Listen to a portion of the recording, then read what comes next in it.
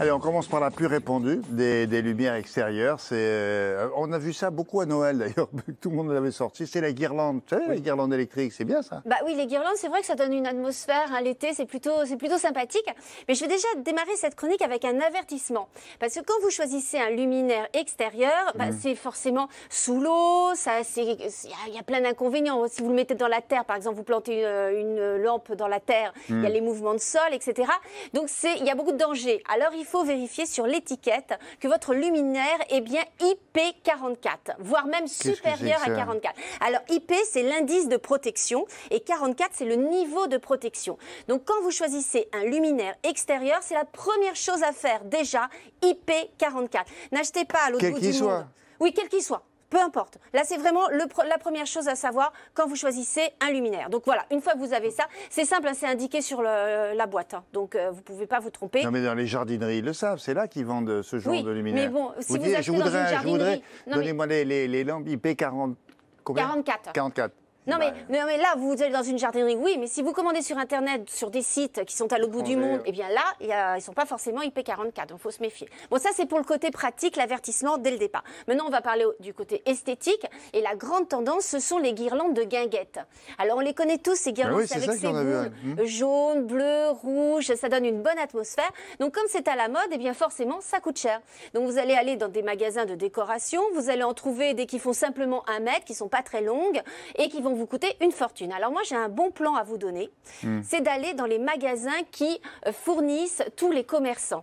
C'est-à-dire, vous savez, toutes ces grandes marques, alors c'est comme Rouxel, Métro, Rétif, j'en ai cité 3, c'est bon. Vous allez dans ces magasins et il y a un département décoration. Et bien là, vous trouverez ces guirlandes de guinguettes beaucoup moins chères que dans les autres. Mais c'est guinguettes ou bistrot.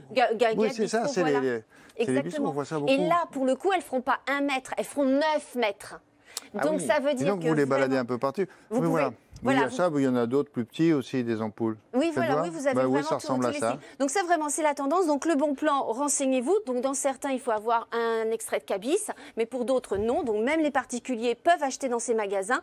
Donc si vous aimez ce style, profitez-en. Il faut avoir une prise pas loin. Oui, si on fait une 9 mètres, on est tranquille. Là, pour le coup...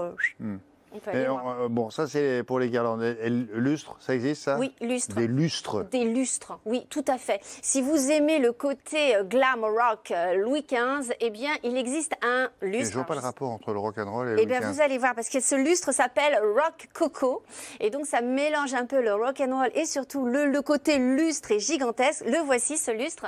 C'est la marque Fat Boy qui a sorti ce lustre, qui va en intérieur et en extérieur. C'est discret. C'est discret.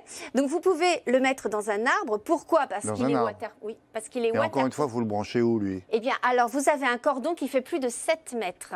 Donc ça veut dire que vous n'avez pas besoin d'avoir une prise de courant à proximité. Vous pouvez vraiment le brancher partout. Et alors l'autre avantage, c'est qu'il fonctionne avec une télécommande. Donc comme ça, pour régler l'intensité à distance, c'est parfait. Il est au jardin, là? Là, il est au jardin, comme vous avez pu voir sur la photo. Et si jamais il y a une petite pluie?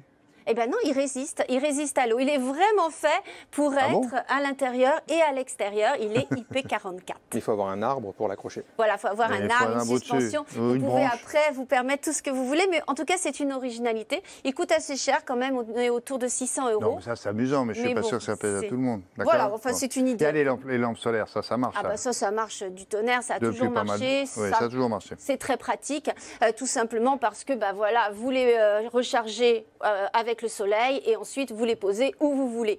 Donc là, j'en ai trouvé une, ça s'appelle la lampe Aladdin, et tout simplement parce que elle...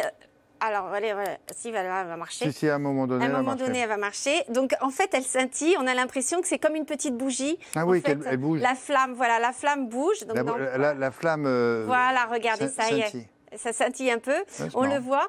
Donc là, il y a un côté plutôt sympa parce que vous la mettez partout, il y a cet effet flamme. C'est quand vous mettez ça sur la table, ça veut dire qu'elle se recharge toute seule? Elle se recharge toute seule. En fait, vous avez ici des panneaux solaires qui sont juste là, à l'intérieur, tout autour. Donc vous la mettez la journée au soleil. Quand la nuit arrive, elle s'allume automatiquement toute seule et elle se met comme ça à clignoter tout doucement. Ah, pas mal ça. C'est pas mal. Vous avez un bouton derrière, vous pouvez l'éteindre. Mais si vous laissez le bouton allumé, le jour, elle sera éteinte et elle s'allumera automatiquement. automatiquement toute seule.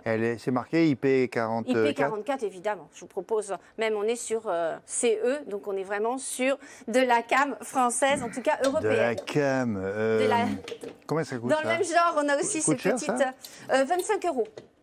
25 €. Alors là, on est sur moins de 5 € sur ces petites lampes. Pareil, le même système solaire. Vous les accrochez. Là, le côté autonome total, puisque vous avez ces petites pinces. Donc, vous pouvez très bien tendre une ficelle et vous les accrocher.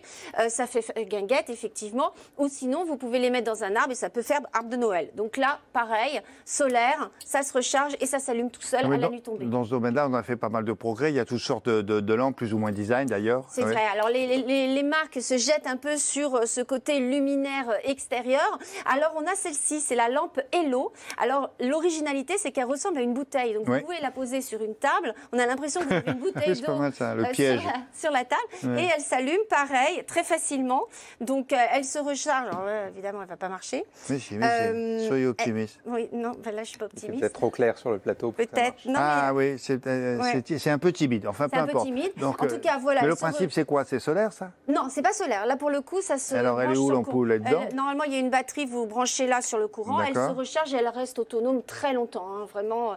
Et vous avez différents... Sans fil? Sans fil. Donc, comme ça, vous la baladez où vous voulez. Vous pouvez l'accrocher à un arbre ou autre. Ensuite, vous avez la fermob qui est la plus connue, qui est la traditionnelle. Et si vous aimez le dîner aux chandelles, eh bien, vous pouvez vous faire des bougies, mettre des bougies ou créer vos petits bougeoirs. Il y a des tutos sur Internet.